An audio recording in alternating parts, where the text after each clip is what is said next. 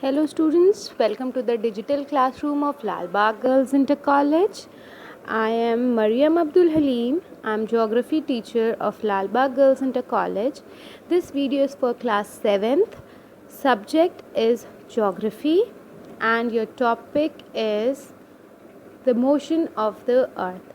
This is chapter 3 of class 7th in your social science book.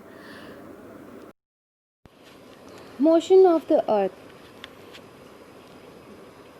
For thousands of years, people believed that the continents were fixed in their position. The distribution of land and water, however, has not always been the same on the Earth's surface as it is today. In 1912 AD, Alfred Wegener, a German meteorologist, gave a new theory and explained that millions of years ago, all the continents together formed a single subcontinent called Pangaea. Due to the internal and external pressures, this landmass, Pangaea, drifted horizontally apart. This theory came to be known as the Wegener's theory of continental drift. Later, a new concept was added to the theory of Wegener, which was called new tectonic plates. According to this concept, the Earth consisted of plates known as the plate tectonic or the lithospheric plates floating on the molten mantle. There are 6 major and 21 minor plates on the Earth. According to this theory, the plates are constantly moving under the influence of forces originating from within the Earth. So, there are the continuous movement in the lithospheric plates bring about difference. The movement of the tectonic plates are divided into two types, vertical movement and horizontal movement. The vertical movement causes uplifting and subsidence of earth crust.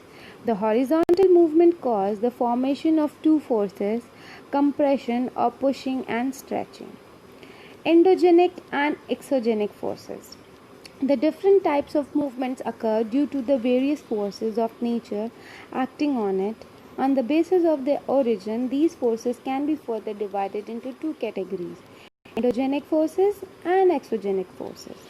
So here you can see that the earth used to look differently before and now as it is now.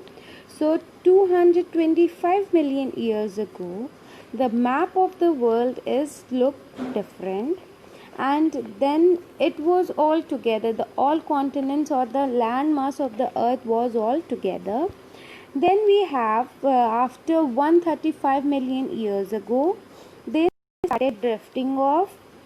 Small pieces of land started drifting off. And then we have 65 million years ago, they almost have already broken up. All they have to do is they have to take their positions, and in the last we have seen the map at present. We can see how these patches of land took place and how all these started taking their place as they are fixed at their places today. Then we have volcanoes. A volcano is a mountain that opens downward to a pool of molten rock below the surface of the earth. Then types of volcanoes on the basis of the frequency and their nature of eruption. Volcanoes all over in the world are divided into three types: dormant volcanoes, active volcanoes, and extinct volcanoes. Dormant volcanoes are the volcanoes which do not erupt for a longer period of time.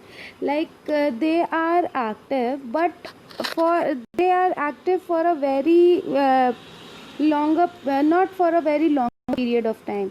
Once they were active and they are not active for many years, and after for many years they are again active. Then we have active volcanoes. These are the volcanoes that have a frequently they have eruptions frequently, they have activities very frequently, they are very active volcanoes. And then we have extinct volcanoes. These are the volcanoes which are also known as dead volcanoes. Why it is called dead volcanoes? The reason is because once they used to be a active or a dormant volcano, but now presently they are dead. They don't have any signs of eruption or future eruptions or future activities. They are and because of that they are considered as dead volcanoes. So then we have distribution of volcanoes in the world. There are two main belts of volcanoes around the world. First is the Pacific belt encircling the Pacific Ocean, and it is also known as the Ring of Fire. And then we have the Mid World Mountain Belt or the Mid Continental Belt, and these both belts are the most sensitive volcanic area. You can see here in this world map the distribution of volcanoes in the world. All the pink dots are the pink or the red dots are the active volcanoes, or active or dormant, any type of volcanoes. There are the volcanoes. So here you can see two belts. One is near the North Pacific Ocean, and one is around Australia. So you can see here these are the two main belts or the most sensitive areas of volcanoes in the world. Then we have earthquake. Earthquake are the shaking, rolling or sudden shock of the earth's surface. They are the earth's natural means of releasing stress. More than a million earthquakes rattle the world each year. The west coast is most at risk of having an earthquake, but earthquake can happen in the Midwest and along the east coast. Earthquake felt over large areas through they usually last than 1 minute. Earthquake cannot be predicted. So here with the major problem with the earthquakes are that these cannot be predicted.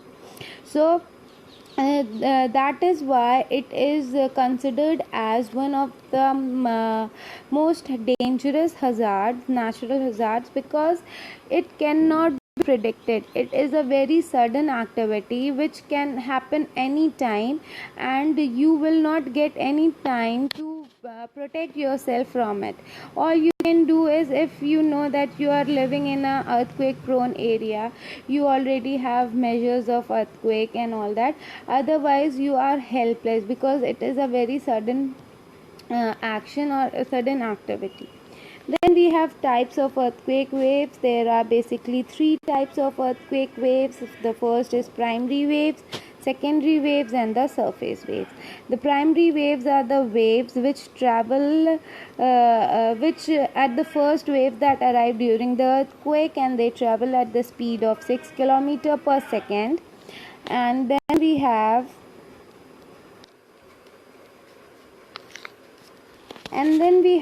S wave, the secondary wave or the shake wave. They cause a strong shaking action on the surface of the earth. Then the last one is the surface wave, which travels over the surface of the earth. These waves cause maximum damage, as these are the most powerful waves. Then we have measuring of earthquake. As we all know, earthquake can be measured. The intensity of earthquake waves is measured on a scale called Richter scale. It is named against Richard Charles Richter, who first designed this scale. He was an American seismologist, Charles Richter. In 1935 AD, he designed a scale to measure the intensity of earthquake. The higher the number of Richter scale, the higher is the intensity of the earthquake. Then we have the earthquake in India. About About two-thirds of the region in India are sensitive to earthquake. Many earthquake has been recorded in India. Then we have two stories or the two studies related to these earthquake in India. One is Bhuj earthquake, that was a powerful earthquake of 7.7 magnitude on Richter scale, shocked the state of Gujarat on 26 January 2001, and many people were affected with this earthquake. Many districts and villages were affected. Almost 70% of the Indian region were affected with this earthquake. And then we have another earthquake in Nepal, that is 7.9 on the Richter scale, that caused a large scale destruction of life and property. Many historical buildings and places of tourist of attraction got completely destroyed. 10 to 12,000 people were died in this earthquake. Property and public service got badly damaged. The center of this earthquake was Lumjung, about 70 kilometers away from north to Kathmandu.